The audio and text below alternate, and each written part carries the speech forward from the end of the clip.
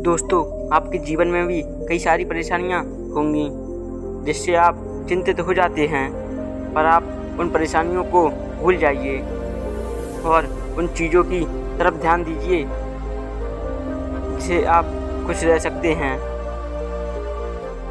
हर व्यक्ति के जीवन में दो पहलू होते हैं, एक वो जहां वह चिंतित होता है और दूसरा वह जहां व्यक्ति खुद को खुश रख सकता है।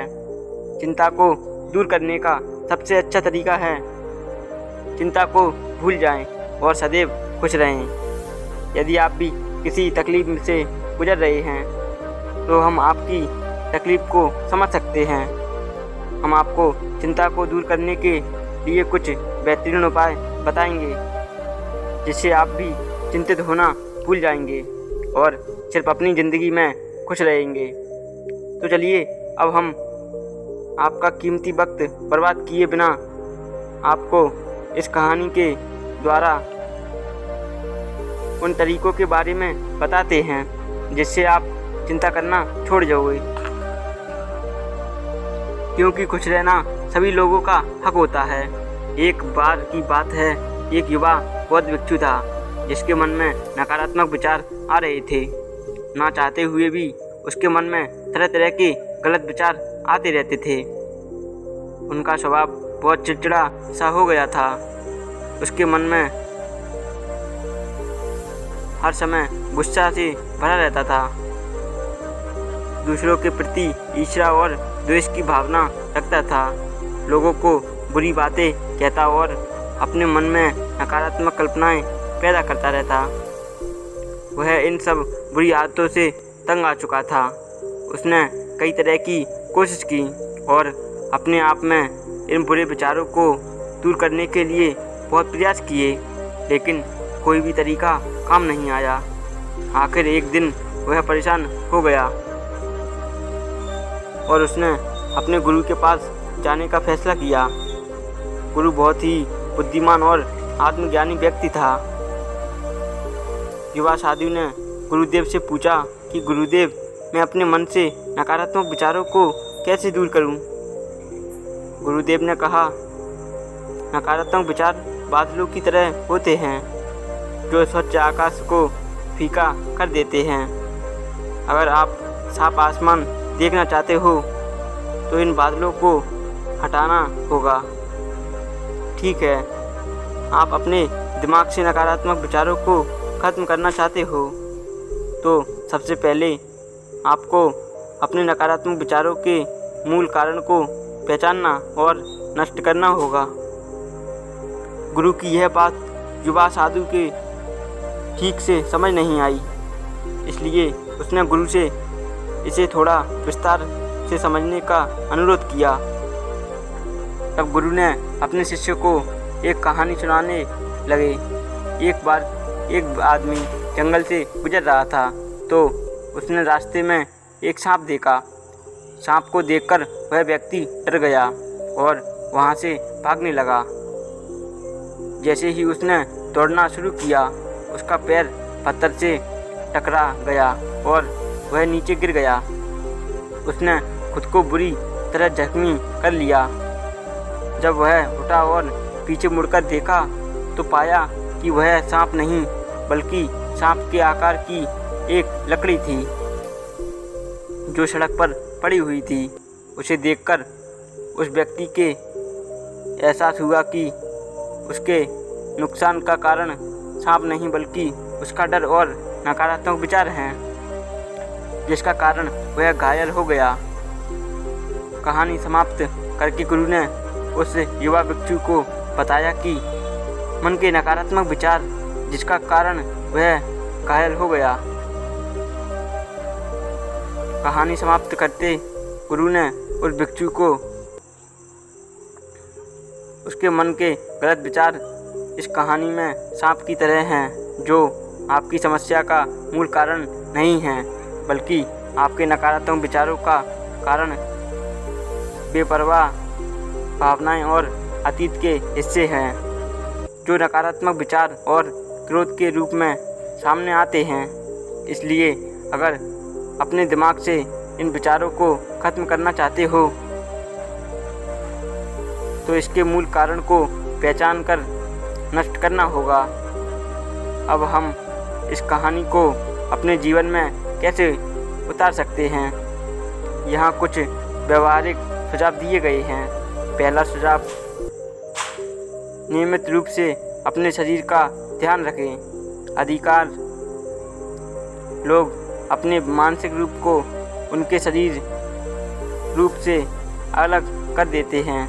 हालांकि एक पल लेकर जांच करना और मानसिक रूप से अपने शरीर को स्कैन करके समझना उपयोगी हो सकता है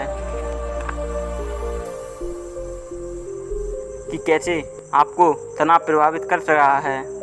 अपनी पीठ के भर लेटें या फर्श पर अपने पैरों के साथ बैठें।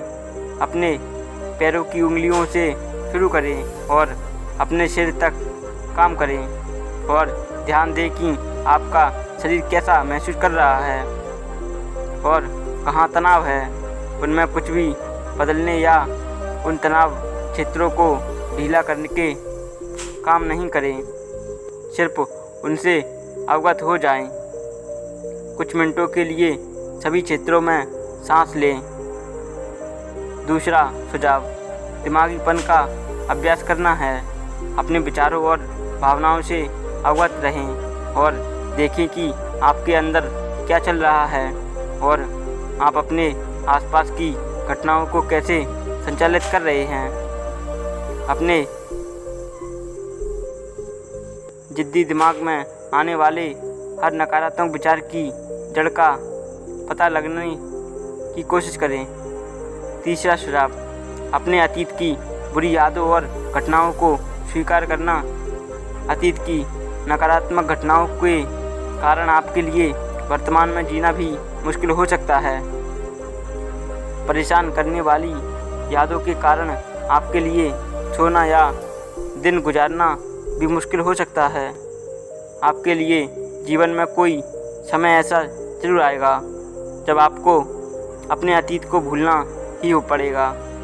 नहीं तो आपकी अतीत ही आपके भविष्य की कहानी को लिखेगा और ऐसा आप किसी हालत में करना नहीं चाहते।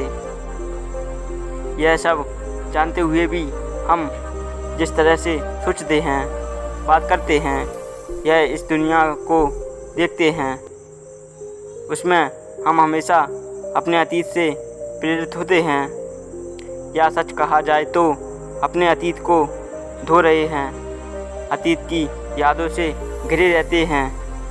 समस्या को मैनेज करना बिना अंत के आता है।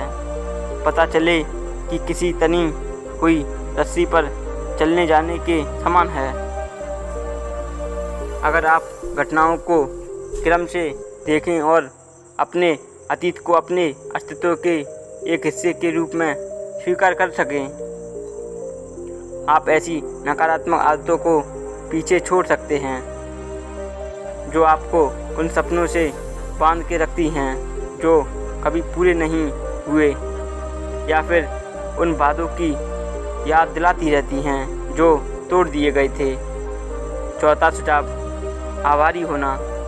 अपने जीवन के सकारात्मक पक्ष पर ध्यान दें और आपके पास जो कुछ भी है उसके लिए ब्रह्मांड को धन्यवाद दें। आभार व्यक्त करने से हमारे दृष्टिकोण में सुधार होता है। पांचवा सुझाव, जो लोग आपको तनाव देते हैं उन लोगों के साथ अपने संबंधों को कम करें। अनुसंधान बताते हैं कि जो लोग जीवन में बड़े तनावों का अनुभव करते हैं, जैसे अपने साथी या नौकरी का नुकसान, अगर उनका मित्रों और परिवार का एक बड़ा नेटवर्क है जिसे वे आसानी से आकर्षित और उन पर भरोसा कर सकते हैं। छठा,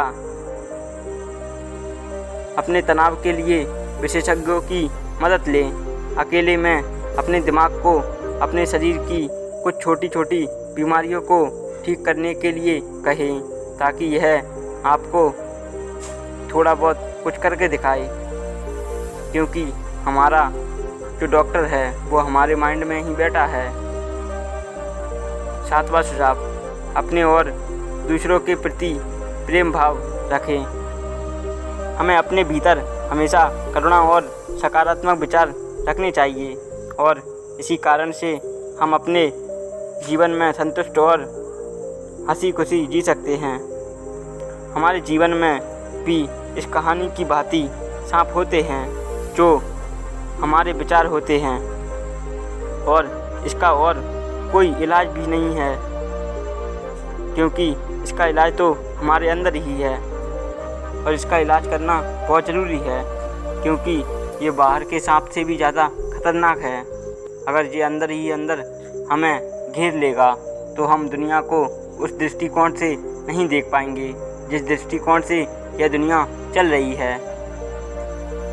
हम रिश्तों को रिश्तों में नहीं बल्कि कुछ और ही समझ बैठेंगे, क्योंकि विचारों का बढ़ना ही हमें बहुत बड़ी मुश्किल में डाल देता है।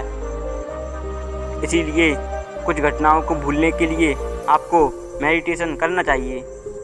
मेडिटेशन से आप बड़ी से बड़ी यादों को भूल सकते हैं और आप जब शाम को मेडिटेशन करेंगे और सुबह जागेंगे तो आपको कुछ याद ही नहीं रहेगा कि पहले आपके साथ क्या हो चुका है।